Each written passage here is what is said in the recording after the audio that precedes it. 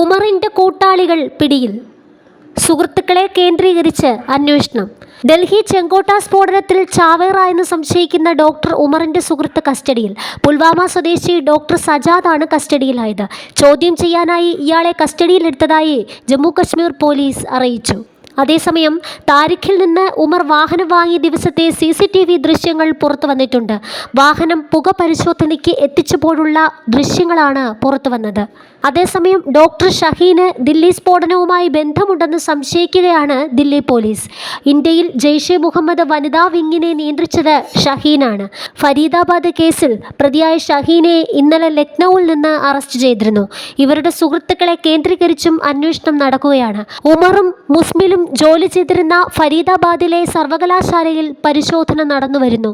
ഡോക്ടർമാരും വിദ്യാർത്ഥികളും ജീവനക്കാരുമടക്കം 8 പേരെ ചോദ്യം ചെയ്യുകയാണ്. അതേസമയം ദില്ലി ചെങ്കോട്ട സ്ഫോടനത്തിൽ പൊട്ടിത്തെറിച്ച കാറിന്റെ സഞ്ചാരം മാപ്പ് ചെയ്ത് പോലീസ്.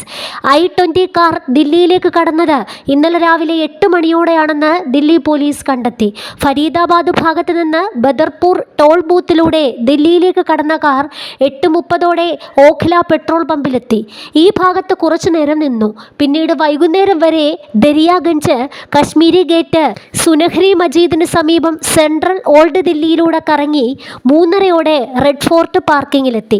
6:30ഓടെയാണ് CCTVയിൽ പതിഞ്ഞ പാർക്കിംഗ് ഏരിയയിൽ നിന്ന് കാർ പുറത്തേക്ക് കടക്കുന്നത്. ഇതിന് പിന്നാലെയാണ് സ്ഫോടനം നടന്നത്. അതേസമയം കേസിന്റെ അന്വേഷണം NIAക്ക് കൈമാറി.